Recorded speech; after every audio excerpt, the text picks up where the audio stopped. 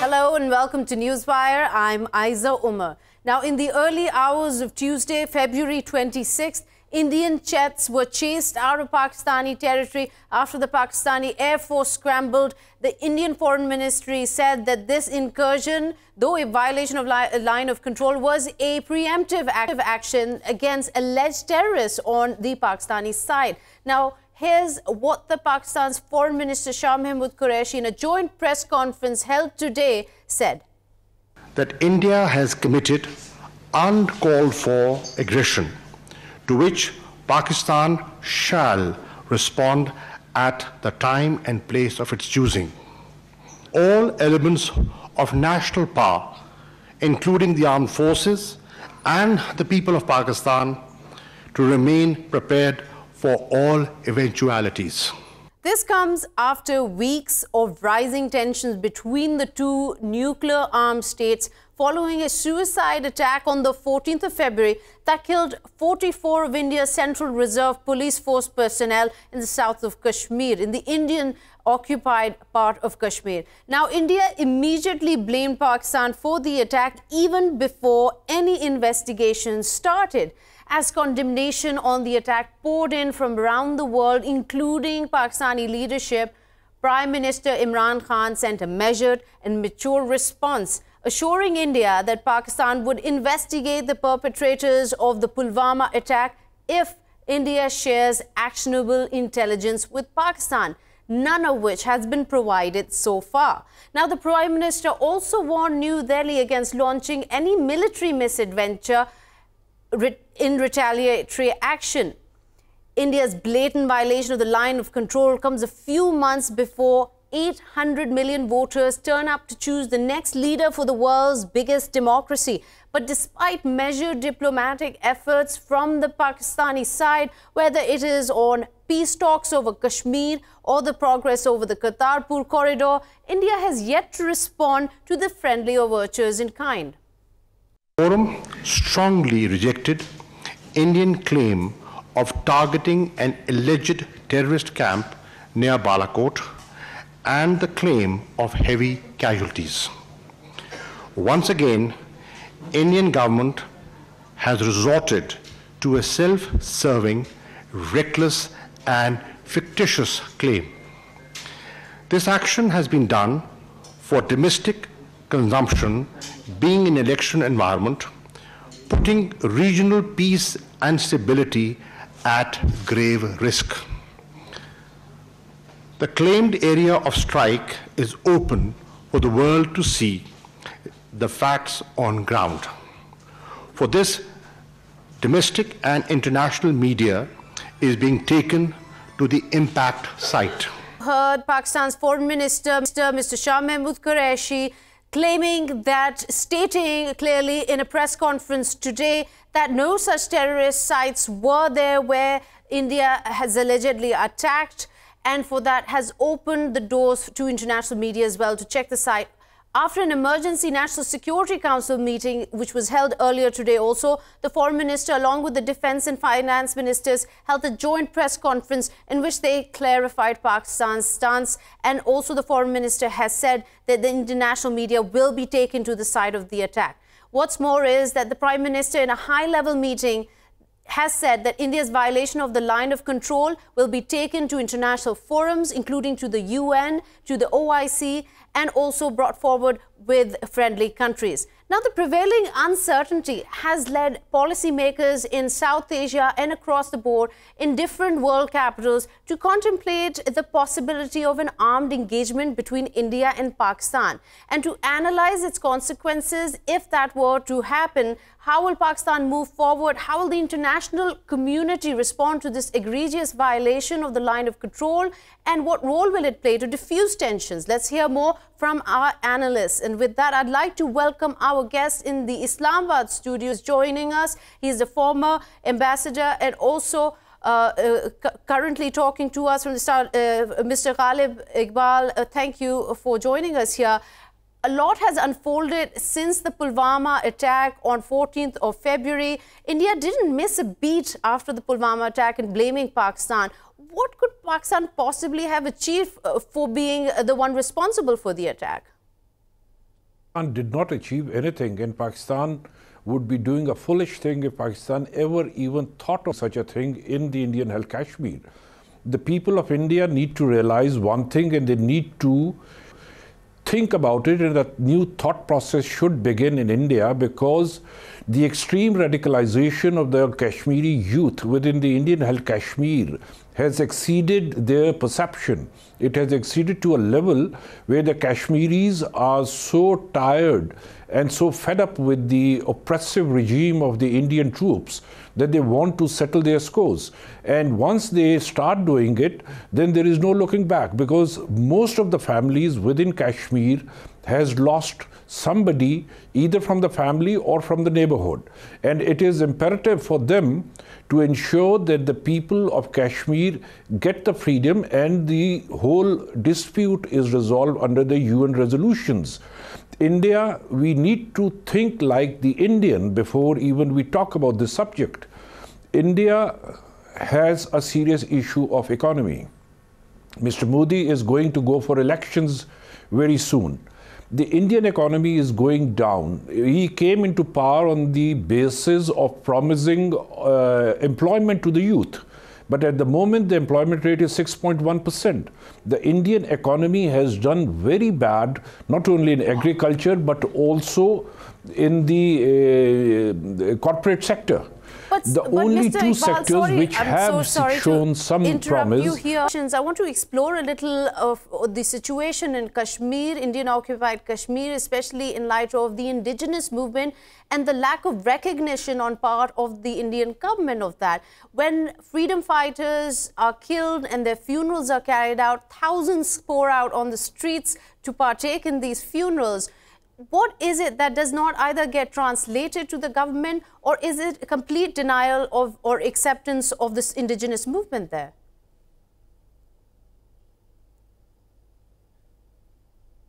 India is primarily basing its whole policy on oppression, and they have not realized that the people within the Indian held Kashmir, they have crossed the line which they thought will be within their control. And the youth, especially in Kashmir, they are adamant that they are going to get their freedom from India. And whatever happens in Kashmir, it's not always that Pakistan is doing it. Pakistan is providing the moral, diplomatic and support and political support to the Kashmiri youth, but it is not providing any material support to the Kashmiri youth. The Kashmiris know that if they have to live like a free person, they need to fight this war. And they are fighting this war with India. Every time something happens over there, India cannot come back and start blaming Pakistan for that. And today in the morning, when they cross the line of control, this is a very serious aggression, irrespective of the fact that whatever losses, as claimed by India, have occurred in Pakistan. I think merely the crossing of the line of control is an aggression on which the whole world should get together. Because if two nuclear powers, they start crossing each other's borders, is going to result in serious ramifications. And these ramifications are not only going to affect the two countries, but it's also going to affect the region and the globe in total. So it's important that the world should come forward now. What all has happened this morning, there are different conflicting reports coming from India. They have said even 1,000 people have died. The Indian media is saying 400 people have died, 200 people have died. But we know what all has happened over here. Nothing has happened. The damages to the life and property within Pakistan are not there at all. Irrespective of the facts as they are coming in, and of course there is no point of speculating unless we have hard facts. What is not disputed is that there was a violation of the line of control. There were 12 jets that did cross over from the Indian side and had to retreat as soon as the Pakistani Air Force scrambled. from an international perspective, with your experience as an ambassador, how do you see this unraveling in the international community? How can this help India at all? I think it has worried the whole international community, and it should worry the international community, because crossing the line of control, crossing the borders of another country with an intent to do aggressive acts, I think this is unacceptable. This should be unacceptable to Pakistan. It should be acceptable to any other country. And what all has happened within Pakistan today, the Pakistan Air Force resorted. Pakistan Air Force responded to the call. They were alert and they have been able to turn them around. But God forbid, if they cross into 50 miles or 40 miles, then this means, it does not mean loss for Pakistan. This means escalation of war. This means escalation in the dispute. And India cannot afford to do it, because Indian elections, they are the main reason for all these activities. What happened in Indian held Kashmir, what happened this morning. I'm sorry to interrupt you, Mr. Iqbal. I would like to welcome Dr. Ramesh Kumar, who's a member of National Assembly here in Pakistan. He's joining us from Islamabad. Dr. Ramesh, you were just in India visiting for about a week, and you mentioned in various tweets what a warm welcome you received. And this is right after the Pulwama attack. How did you receive, what kind of sentiment did you receive from the Indian government on what had happened? Actually, after the Pulwama attack, there's a huge tension between the two countries. And India is in a very high from the public and the media, and also in the government due to his election process. But at this crucial time, my visit in India, I think it was positive. And when I visit there, I give the good message, peace for peace, because war is not a solution. I said that if you will react, then you must face a very big reaction from there. And this is not suitable for you and not suitable for us. And you see the France and Germany, after too much war, now how they can grow. And there is the human rights solution issues in your country too. So I think we can work for the people jointly, and we can work to jointly to finish the extremism in both countries. So, after Dr. good message, Kumar, they how said did that you... we are ready. They said we are ready, but there is a faith deficiency. There was a faith deficiency between the two countries. I said that in faith, I will develop a good contact as a mediator between the two countries' high-ups. Let's go ahead, because there should be no deadlock. Whenever we go for the task, there is a deadlock. They said that we have the issue because they have attacked us, have given the guarantee that they have not attacked. There is no any involvement of Pakistani institution in this attack. We have already finalized that we can't allow any person to use our soil for any other country. Then why you are blaming our institution? So I have given the clear message. Right. But Dr. Kumar, just to try and understand, especially what the Foreign Minister said today, Shah Mahmood Qureshi went ahead and said that this is an act of aggression and Pakistan will respond accordingly at a time and place of its choosing. Before I get into what this exactly means, I would like to hear your take on... I said there,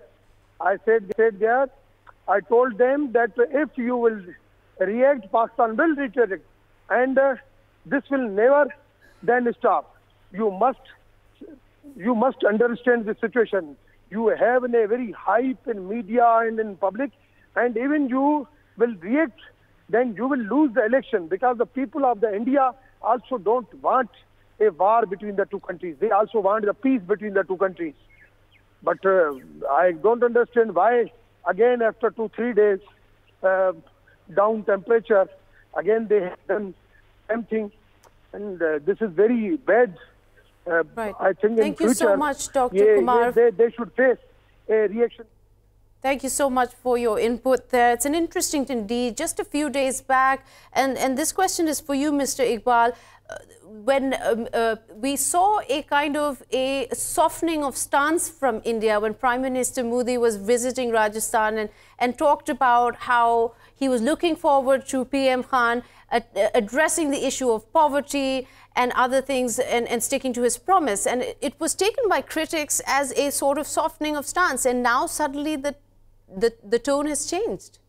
I think the mood is still aggressive, and the mood will stay aggressive till such time the elections are held. India, Mr. Modi especially and his party, they were hoping that they will be able to resolve the economic downtrends of India. Since it did not happen, they had to look for a target whereby they could hit that target and at the same time accrue some benefits for their election campaign. And this was the most suitable for them.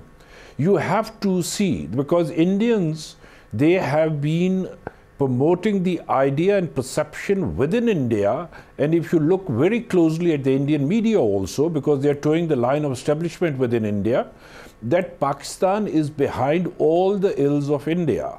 That is not so.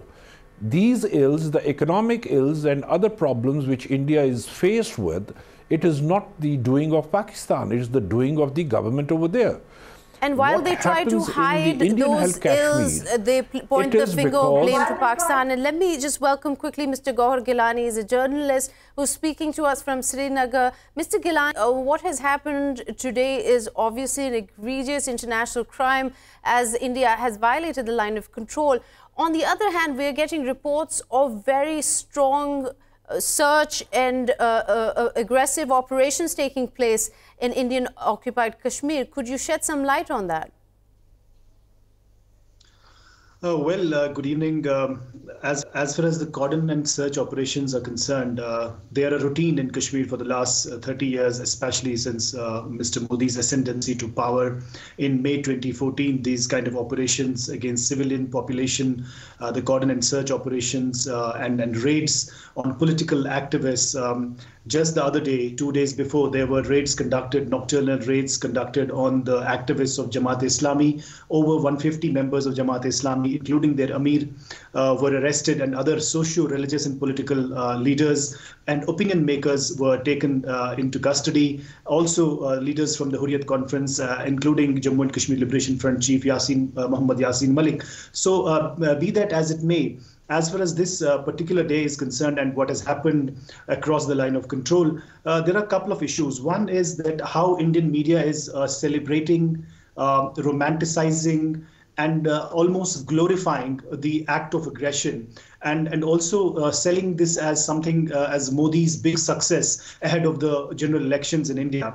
That's point number one. Point number two, there's also a lot of ridicule. Even the so-called saner elements in the Indian media who bracket themselves as liberals or fair-minded journalists, they're also celebrating these acts of violence because of the demonetization which Mr. Modi had introduced in November 2015.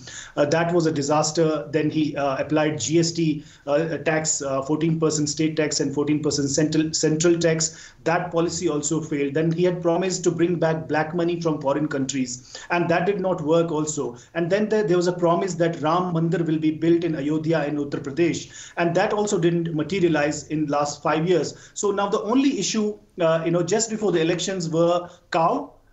That is Guy, Musalman, Pakistan and Kashmir. So now Kashmir is becoming a laboratory for Indian general elections, that to show, after the Pulwama attack, how we can crack down on Kashmiri thinkers, how anyone who speaks on Kashmir, anyone who applies his own mind on Kashmir and has an opinion or a political aspiration, how we are crushing that and denying that there's a political dispute in Jammu and Kashmir. So that is how, and there is very, very tense situation in Kashmir. There is a lot of anxiety what is going to happen next, because people living across, close to the LOC in Uri and other parts of Jammu, they were worried because the sky, jets were hovering over the skies, and there were lots of circulars issued by the governor administration in Jammu and Kashmir, in which the health department was, issued advisories to stay awake, and all leaves were cancelled, and such orders were issued, which caused a lot of panic in Jammu and Kashmir among the civilian population.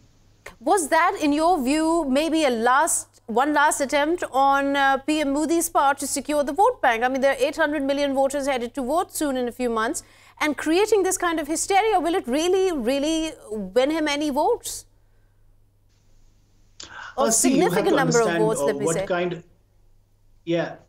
What kind of population he is addressing. Of course, there is a lot of opposition to Mr. Modi in India also, because you saw in the recent general assembly elections in 5 states, including Rajasthan, Chhattisgarh and Madhya Pradesh, which are big states as far as the Hindu vote belt is concerned. It's also referred to as a cow belt or mainland India, where Congress staged a comeback and secured victories. So now there was panic in the BJP camp, how to come back, how to stage a comeback. So now, you see if Mr. Modi addressed a rally today, and in the backdrop, there were photographs of those 40 plus CRPF soldiers who died in Pulwama attack, just to stoke passions and use that Pulwama attack as a political tool to tell people, to telegraph a message to ordinary Indians that Modi government is very strong and it has taken action against Pakistan. And it has, if there would have been Congress government, it would have been very weak against Pakistan or against militants. So that is the messaging that is going on, and Indian media is helping, almost campaigning for Mr. Modi to win elections again. So that is how things are. That is true that reports have come out on how Indian media is sort of in the pocket in trying to promote his win. But despite whatever it can achieve on a local level, what kind of fallout will India face from the international community? As far as if you, I have been watching Indian media, channels, all channels since morning, and I'm a very, I'm a news buff, and I regularly watch those channels. If you see the discussions, the content, the main, thing which is being telegraphed is that Pakistan has been diplomatically isolated.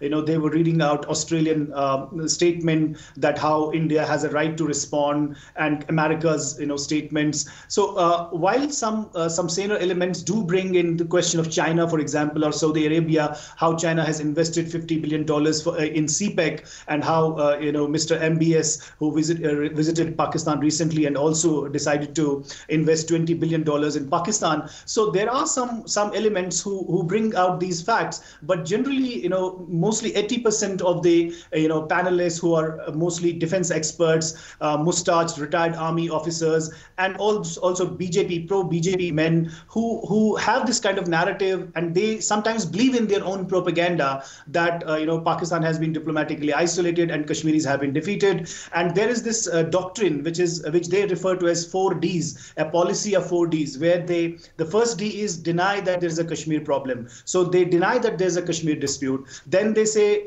defeat the perceived enemy, and then defend your perceived territory, and so on and so forth. And even when the UN published a damning report on the human rights violations in Jammu and Kashmir and accused Indian armed forces of excessive use of force, lethal pellet firing, shotguns, even then the UN report was described as malicious, fictitious and motivated. So it's not only Pakistan. Anyone who speaks and tries to show mirror to New Delhi government, especially this fascist and right-wing regime, he or she is being dubbed as either anti-national or Pakistan-sponsored, or someone who is not to be taken seriously. So this is the debate has become very black and white. Either you are with us or against us. And that, then hold that thought. Is good. Please hold that thought. We'll come back. We've just got to take a short break, and we'll be right back.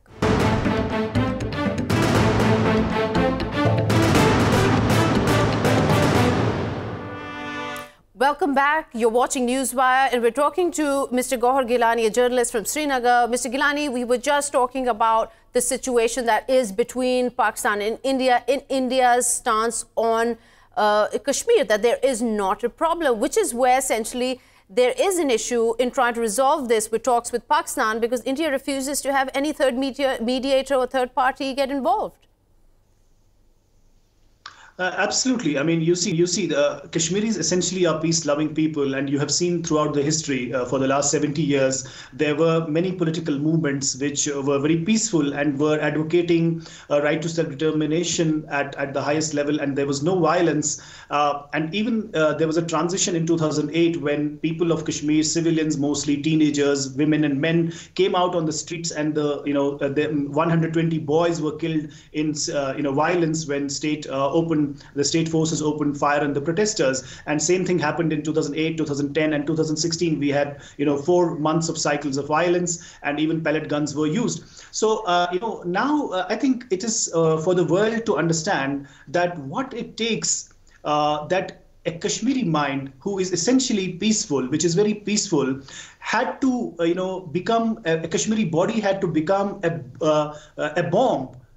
Because of the absence of any political initiative, because of the absence of any meaningful political intervention, because of New Delhi's allergy, New Delhi being allergic to any third-party mediation like the Northern Ireland model, for example, or the East Timor Indonesia model, or, for example, how Kosovo Serbia was resolved. So, there's a joke going on in Srinagar streets, which goes like this, that when India talks to international community, it says Kashmir is a bilateral dispute between India and Pakistan, which will be resolved according to the Simla agreement or other bilateral agreements between India and Pakistan. And when India talks to Pakistan, for example, they tell them Kashmir happens to be an internal issue of Pakistan. Pakistan has no business to interfere in Kashmir affairs. And when India talks to Kashmiris, they say Kashmir, there is no issue at all. So that is how the policy has been, especially for the last 4 years. But be that as it may, there is a lot of, I want to bring your attention to a new development. For example, we had this Shah Faisal, who was a top bureaucrat who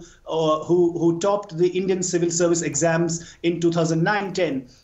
And he was celebrated as a hero, who was romanticized as a new role model for the people of Jammu and Kashmir. And recently, 2 months back, he resigned in protest against civilian killings in Kashmir, against the excessive use of state violence against Kashmiri civilians. And then now he's engaged in a debate with all Indian anchors, including there was a spat on Twitter where he advocated that Kashmiris want a peaceful solution. Sorry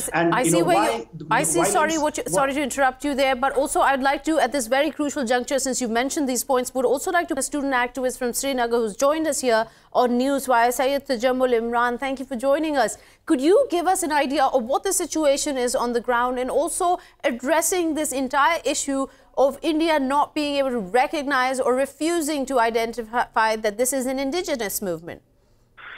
First of all, India and Pakistan need to understand that Kashmir is not a city like Karachi, nor it is like Mumbai. It is a conflict. Both of the countries should accept it, and it is not the internal issue of Pakistan, nor it is the internal issue of India. It is a world political issue between the two countries, and there are United Nations resolutions, and for the same, and we need a solution. We need a solution because it is at the end, it is a Kashmiri from the both sides who is killing, and nobody knows when he or she will be killed at any point of time. Right, but Tajamul, if you could, in light of what has happened earlier today, India violating Pakistani airspace, could you give us an idea of what's happening on the ground there in Srinagar? In Kashmir right now, even I was at office as well. We too got a call that we need to leave offices by 6 p.m. and other things. There are a lot of confusion in people. Nobody knows, exactly know what has happened. And there are Indian perspectives as well. There are Pakistani perspectives as well. India believes that they have done a surgical strike second, while as Pakistan is responding that there is nothing such happening. But here in Kashmir, everybody seems in search of a truth, what exactly has happened and all that. However, the effect of these surgical strikes and other things, it hardly matters for us. This is not the first time we have seen something like this.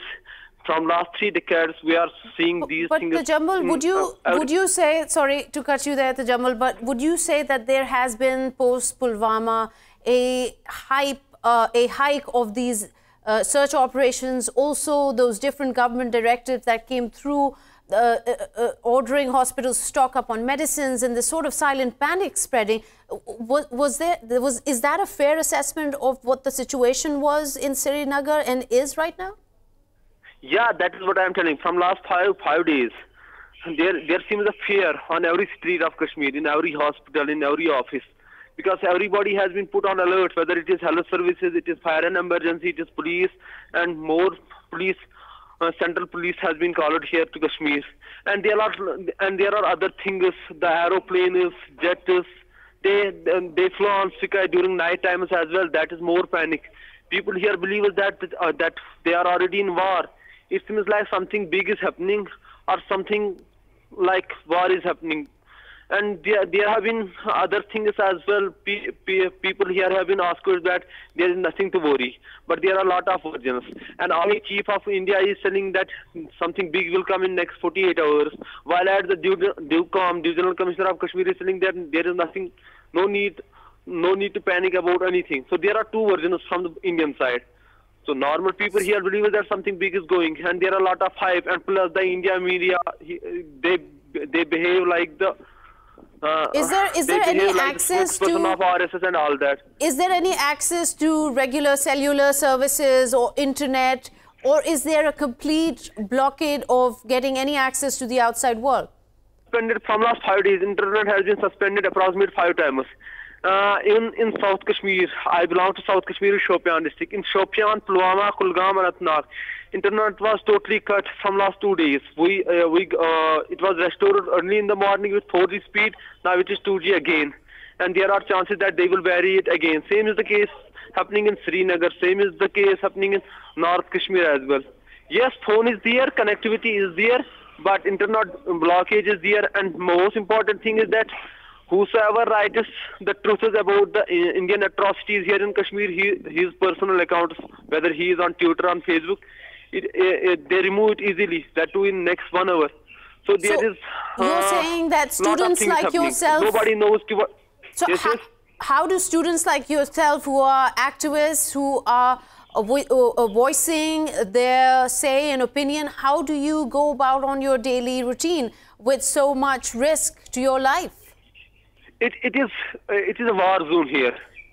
We don't know when, who, where we will be killed.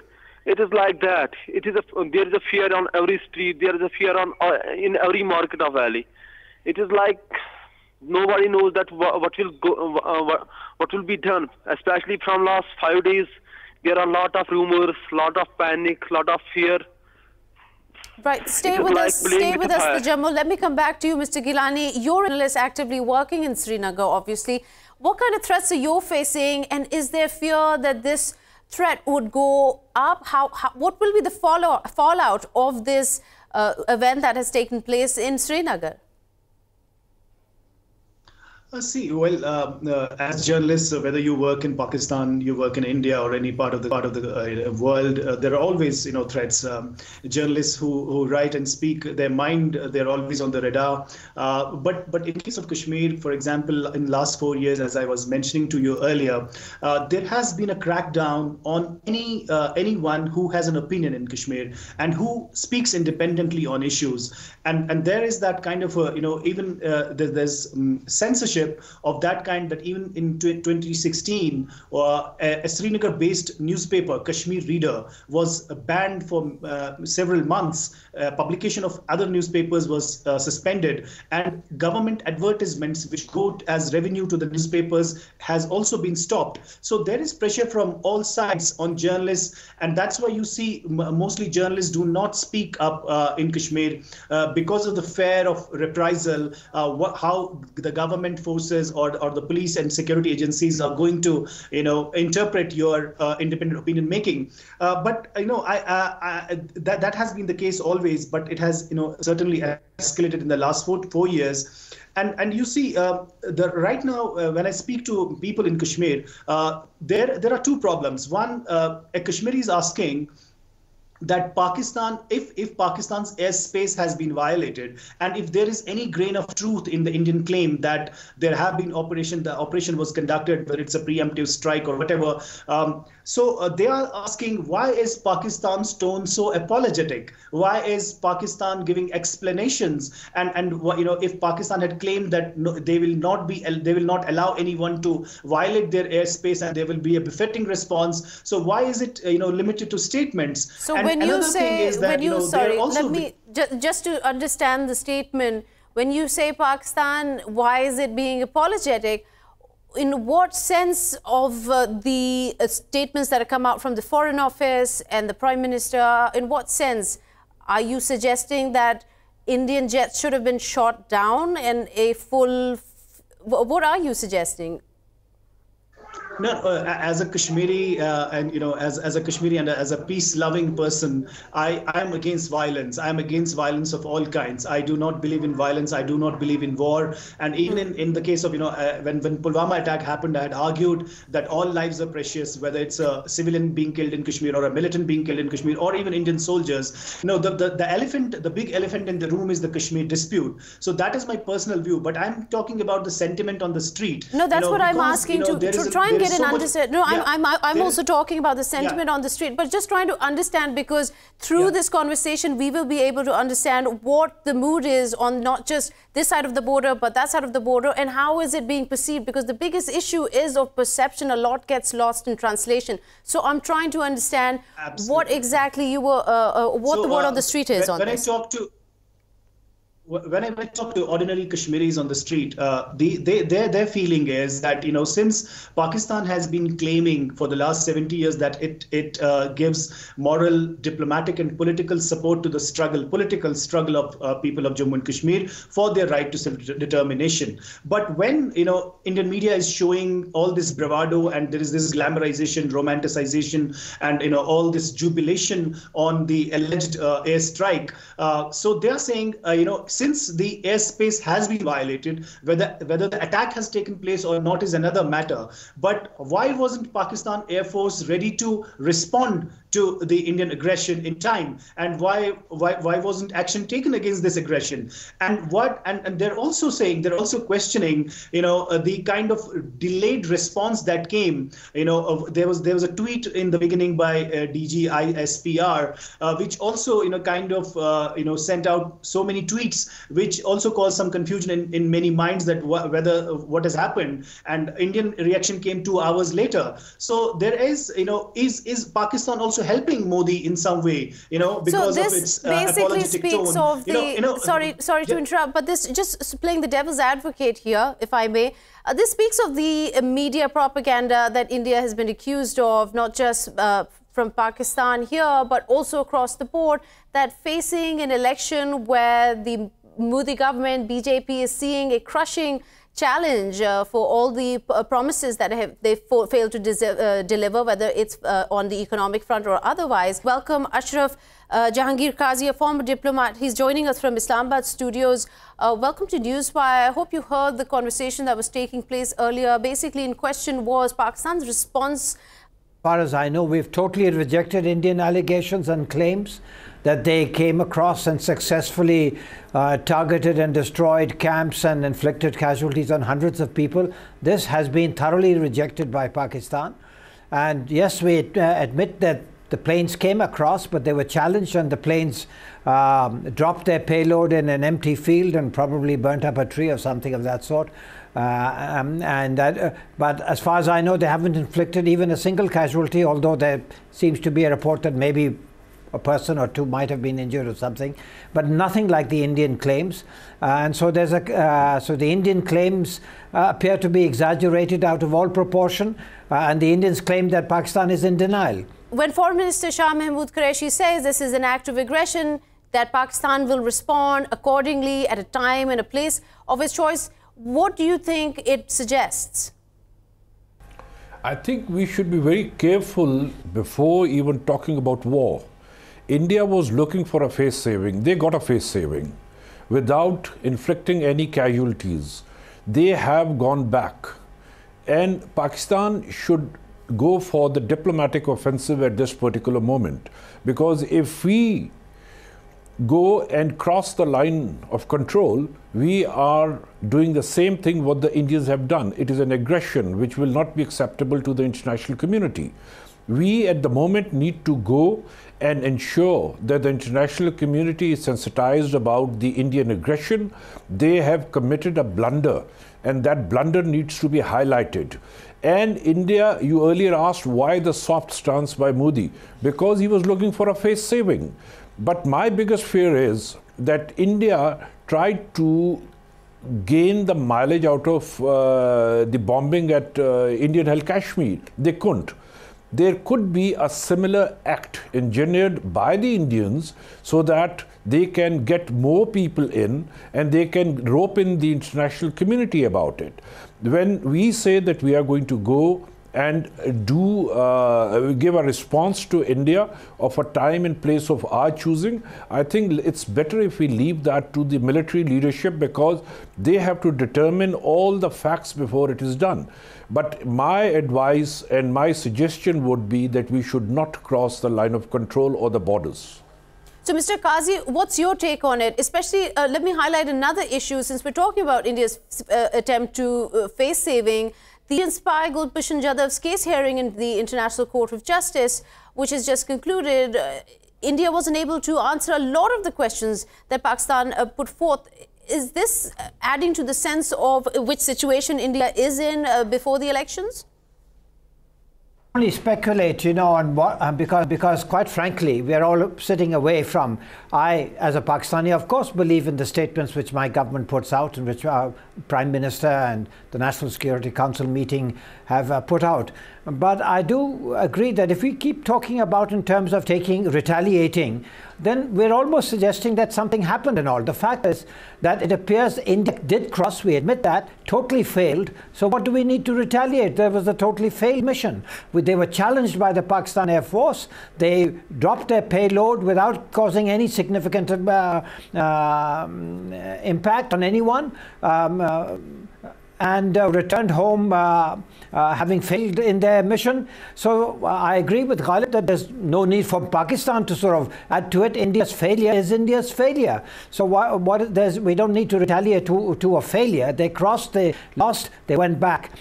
It's only if something has happened on any significant scale that you think in terms of retaliating to that. Yes, India did cross the line. It was a violation of international law. It was a total contradiction of Prime Minister Modi's statement that India and Pakistan should compete in removing poverty and illiteracy, and that he would follow a diplomatic line towards Pakistan instead of a warlike line. And then suddenly this has happened, and which to all intents and appearances it seems like a total Indian failure. So we don't need to retaliate and respond to India's failure. It's just they're the ones who have to come up with proof that they did something, they accomplished something. Otherwise, quite rightfully, we'll say it'll be another one of those surgical strikes for which they were unable to produce any proof.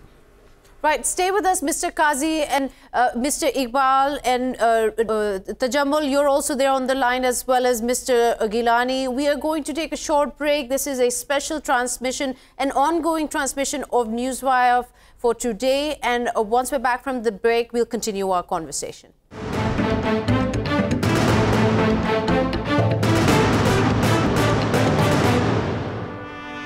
Welcome back. You're watching the Newswire. I'm Ayza Omar. Today is a special transmission, especially considering the events that have unfolded after Indian jets crossed the line of control, entering Pakistani airspace, and had to retreat in a hurry as the Air Force scrambled into position. Now, with that, tensions have escalated between the nuclear-armed states, Pakistan and India, and statements coming out from the Foreign Office of Pakistan clarifying what actually happened, as war hysteria and propaganda is continuing on the Indian side. With us, joining us, is a journalist.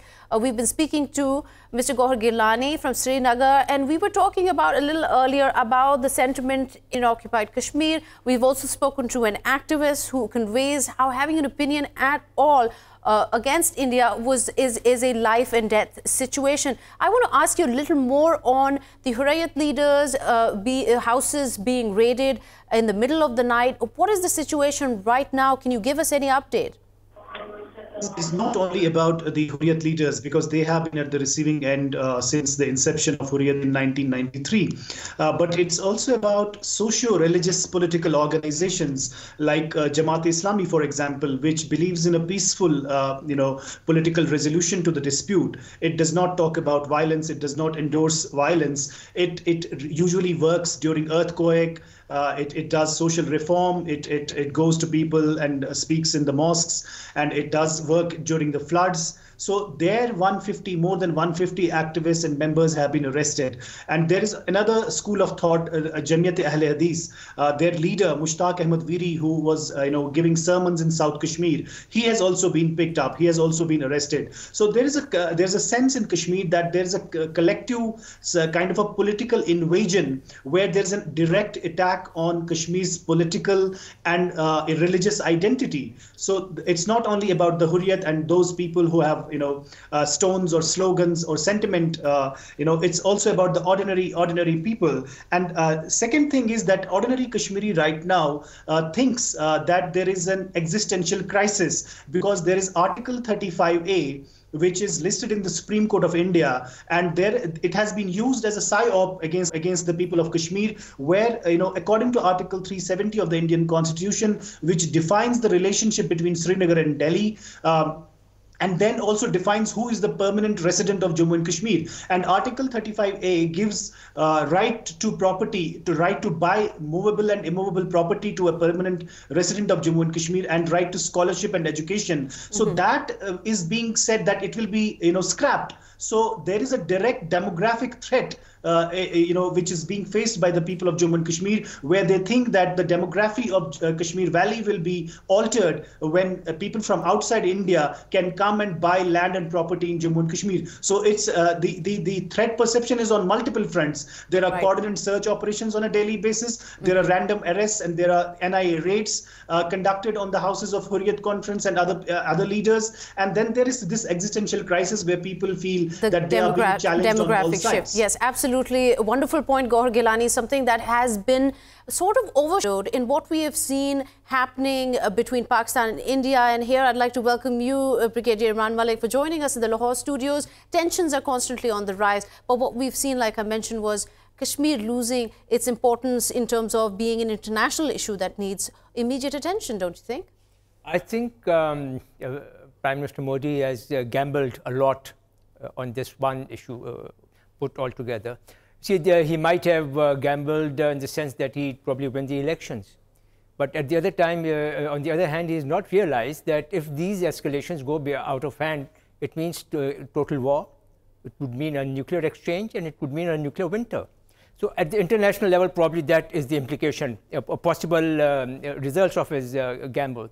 But then the domestic Indian context, I think, as Mr. Geelani has said, Kashmir, which was which had gone back onto the back burner of international politics, has now suddenly shot up into prominence. And not only will it mean that the United Nations will get involved, it will also mean that the major powers like the United States, China, Russia, UK, France, they'll all get involved, because none of them want a nuclear exchange. And most importantly, this issue will now come up at the OIC, where the Foreign Minister of India is likely to go and address the meeting. So in his obsession to win the elections, Mr. Modi has probably dealt his own country a very bad hand. And not only does Kashmir become an international issue, it will now get some mediation from one point or the other. And its stand that Kashmir is a bilateral issue between India and Pakistan, and no one else is required to speak into it, will now stand totally nullified. And here I want to bring you in, Mr. Qazi, on this conversation, especially when it comes to the international community. We've heard China, Russia, the UK, the US, they've come out with statements insisting on bilateral talks to diffuse tensions. What effective role can each of them play to this end, especially when the situation seems to have gotten this bad? Well, number one, many of these countries want to see dialogue restored between India and Pakistan, and the threat to peace reduced, because India and Pakistan, as has been correctly mentioned, are nuclear weapons powers. But I think it's absolutely essential that the Security Council take notice of what's happened, and under Article 99 of the UN Charter, if the Secretary General of the United Nations fears a threat to peace, and given India's statements and alleged actions, against Pakistan. There's a clear and present threat to international peace between two nuclear powers, and I think it's absolutely obvious that there is a threat to peace in South Asia, and it could get far worse given the fact that we are nuclear powers. I do believe that the United Nations Secretary General should approach the Security Council to take note of this, which he can do under Article 99 of the UN Charter. As for the actual state of affairs, India's claims have been totally rejected by Pakistan. They have yet to forward or present any evidence in support of their claims to have inflicted a lot of casualties. And even if there were any substance in what they said, it would represent an even greater threat to peace, because in that case, retaliation from Pakistan would be inevitable, and escalation would be inevitable. So this would be an even bigger threat. So I do think that the Secretary General of the United Nations has an obligation to take note of this situation. Right, Mr. Qazi, thank you for that, and stay with us. So today the Director General of ISPR has said also that the Indian claims of their jets surviving in Pakistani airspace for 21 minutes are complete rubbish. It's not possible, and they did try to target one civilian area of called Jabba with 4 bombs, but they could not even get through, could not manage, as the Pakistani Air Force came into action. So when we see these kind of egregious violations, we see these audacious attempts by India, Brigadier Imran Malik, how much of this is really just, I mean, how far can they go to win this election? Will this not eventually isolate them internationally?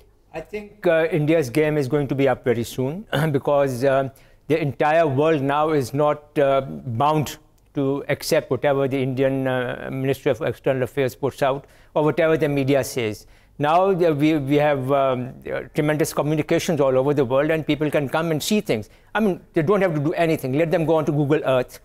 Let them go and have and focus onto the area that the Indians are claiming, and let them find whether there were any terrorist camps there or not, or whether they have been destroyed or not. What I want to say here is that they have crossed the line of control. That is a fact. And Pakistan must respond, and Pakistan must respond in kind. And we can debate that. However, what is even more important is that at this point of time, I feel that there will be a lot of sweaty palms in India. They are now expecting Pakistan to react as our foreign minister has said, at a time and place of our choosing, and a mode and form of our choosing. Now they are waiting, expectantly waiting for Pakistan to react. So what happens then? What next? Pakistan reacts. The ball is then now in the Indian court. What will India do? Do they want to go up the escalation ladder? Do they want to take it up to another dimension? Go out for an all-out war? And then that also has further dimensions to it. So it is, I think, an extremely irresponsible act which has been done by the Indians. And Mr. Modi, instead of winning the elections, may perhaps lose it because of this, because Pakistan should not, and I hope it will not, and the way things are going, I'm sure it will not just sit back and let it happen. It will respond, and it must respond, and do not delay it so much that it becomes irrelevant in time and space. Pakistan's response must come within that time and space to keep it relevant and to convey to India and to the rest of the world that Pakistan is a nation of 220 million people. It's a nuclear power, and it cannot be pushed around like that. Right, and Mr. Iqbal, coming to you, and the media propaganda that we have seen India portray has been a little fantastic in some cases, almost hard to believe that they would actually come out and say that. We heard the DG ISPR come out and say it's just not possible to survive 21 minutes in another territory's airspace. How do you take this, especially in light of what is factually possible? These are obviously not new nations. They're very well equipped on both sides of the border. If I were the Indian Air Chief, I would release the video from the aircraft immediately to quell all this confusion. Since there is no video, since there is no target which has been hit, so that's why it's possible that they are deliberately creating a confusion within the international media, so that their point of view, the perception they want to create within India, is highlighted all around the globe, and people in Pakistan even start thinking that there was a strike. No, this reminds me of an Urdu verse. खंजर पे कोई छींटना हाथ पे लहू क्या कत्ल करो हो के करामात करो हो. How is it possible that you attack another country? You claim that you have killed 400 or 1,000 people and there are casualties. And in this day and age, when the media, the social media, the electronic media, and people all around the globe are connected through social media also, is it possible that these things would not come out? Let them live in their fool's paradise. Just like the first surgical strike, they still think that they have done a strike. If that suits the purpose of Mr. Modi and that de-escalates the whole thing, then I think we need to be very happy with that. But at the same time, we need to take them to the international bodies for this blatant aggression which they have committed this morning in Pakistan by crossing the border and the line of control. That's a very interesting point you make there, right, Mr. Qazi? What he's saying is that not only should the video have been released to prove if there had been such a strike, but also let's talk a little about the short-term memory loss that we see across the border. These strikes have happened earlier, and there has been tall claims that have been made. Let's talk about 2016. In fact, an attack in Myanmar by India was also done in 2015, and huge statements made over how many terrorists killed, but nothing came about it. Well, first of all, let me just reiterate what I said first. One is that the Indian crossing of the LOC is a violation of international law. And we need to make that absolutely clear to the world and even take that up in the Security Council and other fora of the world. However, when it comes to responding, you respond to an attack which has succeeded. This is a total failure. And why should we play Modi's game of responding and escalating tension, which is what he wants to increase his polls? He is slipping very badly. He is faced with the prospect of losing the election. Any escalation in tension with Pakistan compensates for his lack of performance in the economy in India and gives him a good chance of once again becoming Prime Minister, even if he doesn't get a majority on his own this time, has to make a coalition. Why should we play his game, especially when they absolutely failed?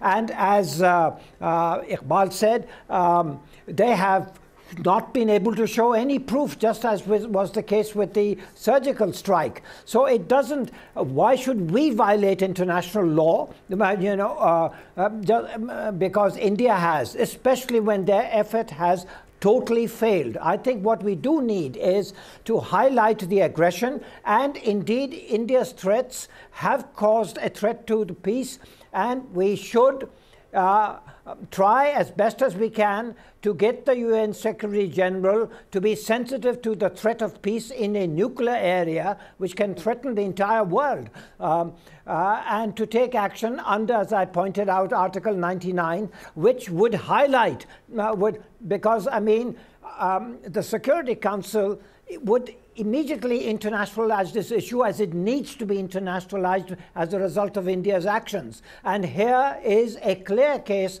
of India threatening peace, which the UN Secretary General should take note of under his obligations under Article 99 of the UN Charter. He has to himself reach a conclusion that there is a threat to peace, and then on that basis approach the Security Council to take up this issue.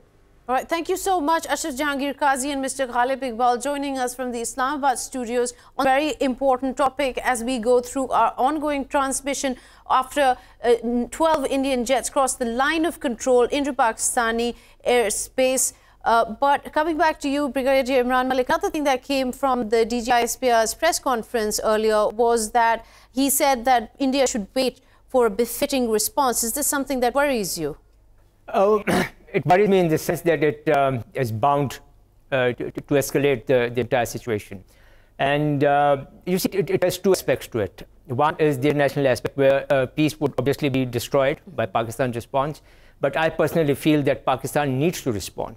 And for that to happen, and why that needs to happen is because Pakistan needs to retain its self-respect, its dignity, its national pride. Now, it cannot be like that. Now, look at the Indian stances. For example, once they carried out the so-called surgical strike, which never was, then the message given by the Indian DG military operations was that we do not intend to carry out any further actions, thereby asking Pakistan military not to react. Right. Now, even this time also, they've said that it is a non-military preemptive strike. What is a non-military preemptive strike? Are you asking, requesting the armed forces of Pakistan not to react because they have not hit Pakistan territory, because they have not hit a military target?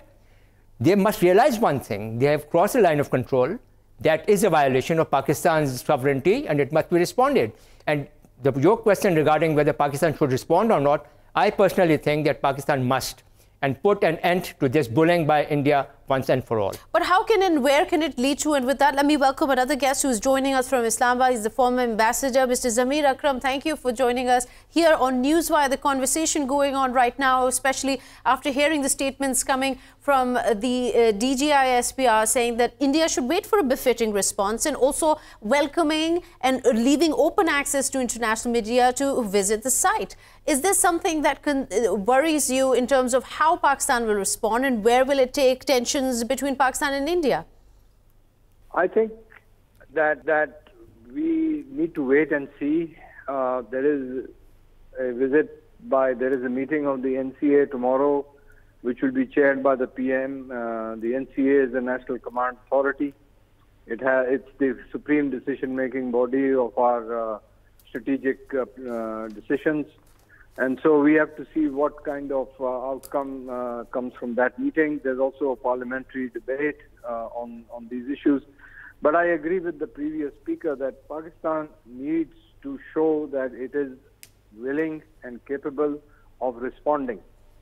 And as the DGI-SPR has said, we will choose the time and place of doing that. But I think a response is necessary, because otherwise the whole edifice of credible deterrence will collapse. Although I must say that the Indians have taken the precaution, as was explained by the DG-SPR himself, of ensuring that there is a low intensity type of incursion into our airspace, which did not cause a lot of damage, but it provided them with the opportunity and the excuse to claim that they had taken revenge or whatever they think they have done. But I think the responsibility now is for us to show that we have the capability to retaliate. Right, but clearly this will pose a huge threat to not just Pakistan and India's well-being, but the region in itself. Can we expect the UN to take a more actionable stance? Can we see the international community doing something more effectively to stop things from getting to that point? I think the international community has already been active behind the scenes in trying to persuade the Indians to be more responsible and trying to get a dialogue going between India and Pakistan. But I think that it's Mr. Modi who has been reticent and has refused to engage. So yes, the international community should continue to do it, and we should have no problem with having a dialogue with the Indians. But this dialogue has to be about resolving the underlying issue, and that issue is the Kashmir dispute. There is no point in talking about ceasefire or no point in talking about terrorism, etc., because the root cause of this whole problem is the denial of self-determination to the Kashmiris. And as long as that happens, the Kashmiris will continue to struggle, and these kind of situations will keep happening in the future. Right, and it's an interesting point because it does distract from what happened in Kashmir, and in a point that you picked up that didn't give enough they couldn't get much mileage out of the Pulwama attack. But at the same time, one of the criticisms of the Simla agreement, and this is Brigadier Imran Malik, is that it doesn't allow for a third party to intervene, and it was an agreement that this will be a bilateral agreement. But do you see that happening? You see, there is one aspect of the Simla agreement which most of us probably do not pay too much attention to it. Simla agreement says that all issues between India and Pakistan will be discussed bilaterally without prejudice to their positions which are kept with the United Nations. For example, Pakistan and India will discuss Kashmir bilaterally, but it will not have any effect on our positions that we have taken internationally. That Kashmir is a disputed territory, that Kashmir, by all means, the Kashmiris must have a plebiscite there, and they must decide that they may have to come to Pakistan. By all means, that has to happen. So until and unless, now the Indians take this point that it is a bilateral issue and that there cannot be no mediation. But this is exactly what I've said, that Mr. Modi, in his obsession to get elected, has literally internationalized the Kashmir issue. And now, by force, the UN and the P5 will have to get involved. Or are they willing to see a nuclear exchange here? One word about the NCA, the National Command Authority. The National Command Authority primarily deals with the development and the employment of your nuclear assets, period. If they have to go to war, that will be perhaps decided elsewhere. But the National Command Authority deals with just your strategic assets. So if they are having or holding a meeting of the NCA tomorrow, that is to convey to the world, and in particular to India, that we are absolutely very serious about this violation, and that when we talk of a full spectrum defense or a full spectrum deterrence available with Pakistan, we are getting ready for it. So you see, slowly and gradually, we are going up the escalation ladder. And with every passing hour, probably, with one step taken by India, Pakistan has to take another step, and then these corresponding steps will take us so much up and above the accepted level of escalation that the international community has to get involved. The UN has to get involved. And now is the time for Pakistan to insist that if the world wants this area to be peaceful and without any nuclear exchange, Kashmir must be resolved. Kashmir must be resolved. With that, we're going to take a quick short break. Don't go away. We'll be right back.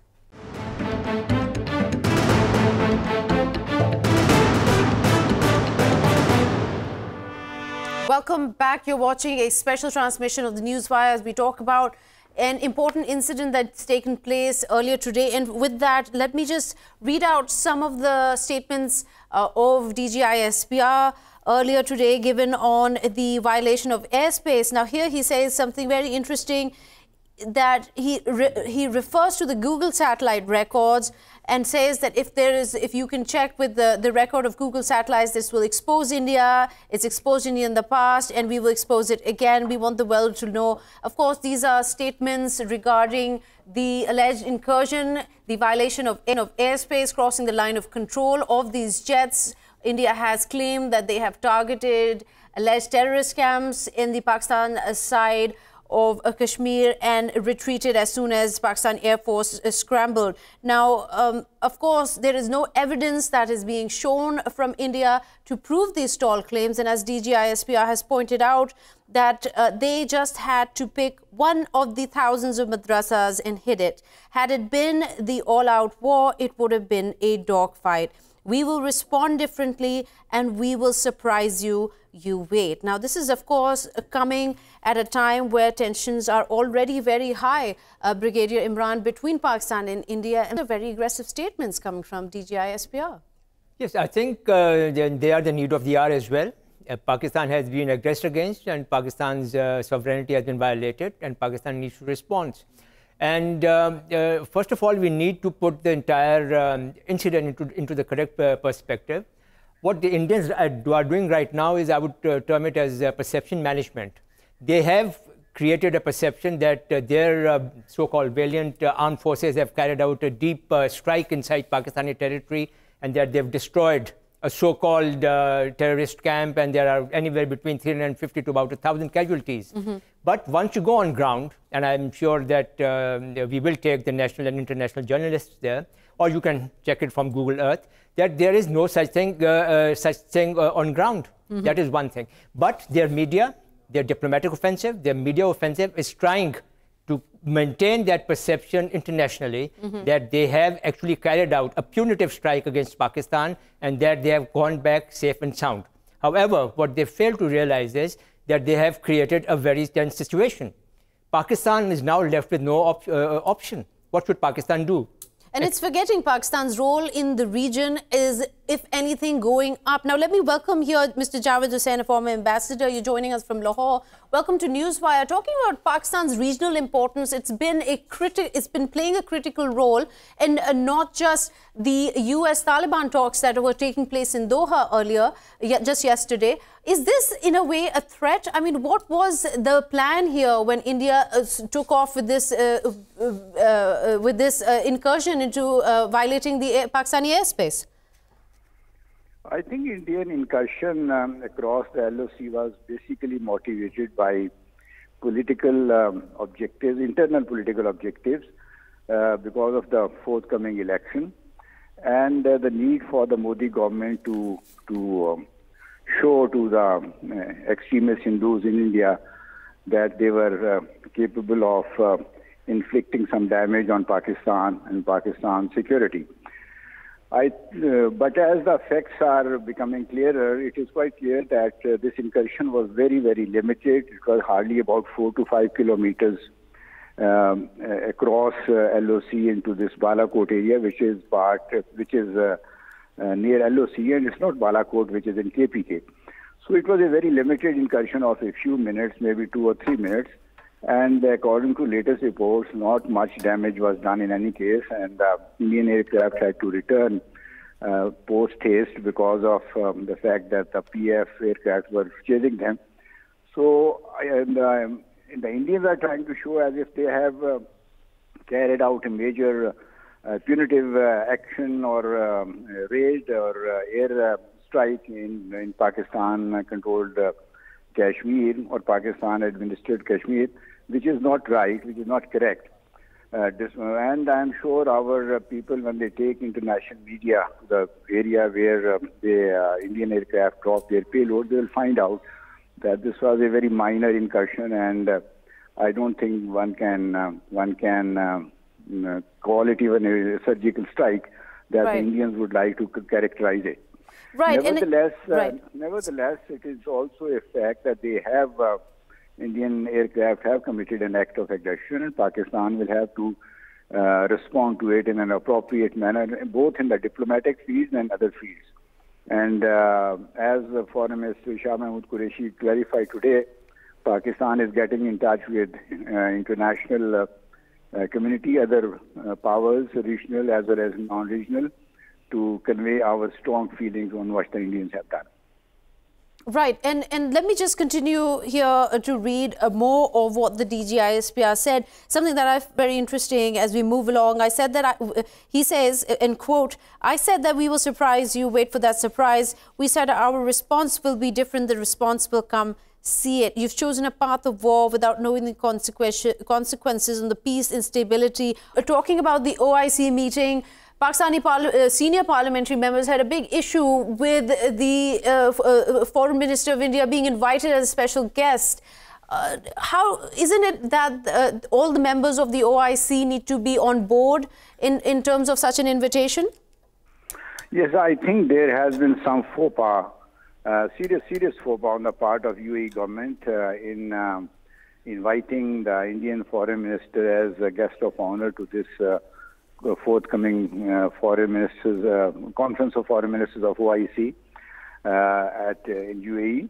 And normally, such invitations and arrangements for such conferences are closely coordinated with the OIC headquarters at Jeddah, and also with other member states of OIC, who should be informed normally about any important arrangements being made for the holding of the conference. So I'm surprised that UAE government did not keep us informed, and this is something on which we should take up the matter very strongly with the UAE government, and we should convey to them our well-known opposition to the participation of India in any form in the OIC conferences and meetings. And this is something that is well known to UAE government as well as to other member states of OIC. So I think Shah Mahmood Qureshi, Foreign Minister Shah Mahmood Qureshi, made it clear that he intends to do that. Let us hope that he is able to convince the UAE government to withdraw their invitation that had been extended to the Minister for External Affairs of India. All right. Thank you so much, Mr. Javed. I'd like to welcome a journalist who is joining us from Srinagar, Mr. Haris Zargar. Welcome to the show. The OIC called an emergency meeting asked by Pakistan to highlight the issues, the humanitarian crisis, the violation of human rights in Kashmir.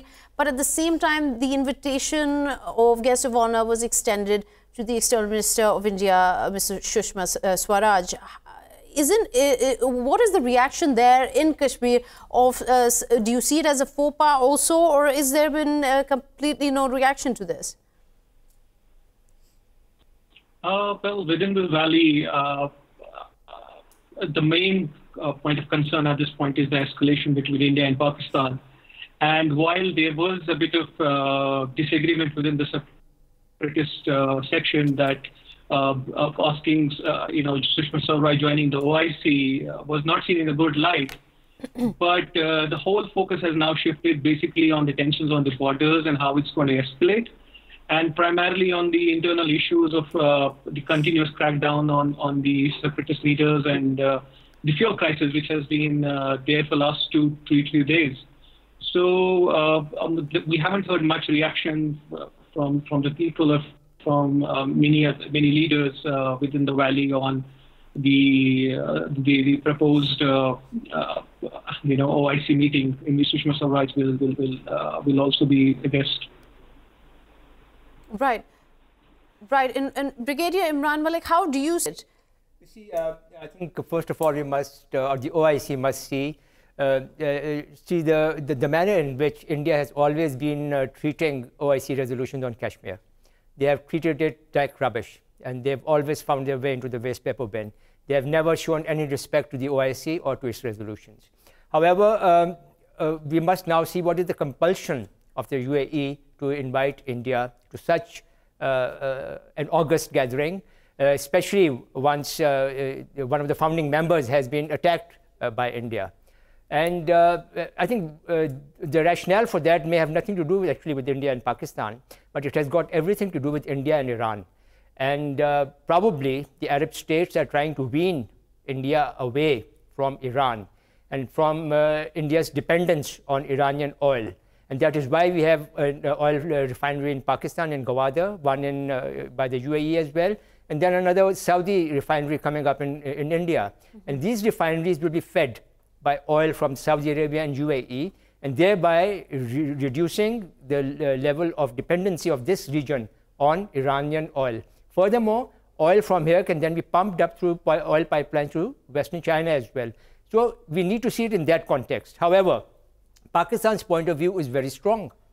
Pakistan's point of view is that we are a founding member of the OIC, and we cannot have a guest of honor from a country which is coming there to address us, and some of the country which has attacked us. And I think the UAE must be very sensitive to our sensibilities. Yes, good point. And with that, I want to come back to you, Mr. Haris, because once again, it seems like the Kashmir issue is losing the limelight here, which was the main purpose of the OIC emergency meeting being called.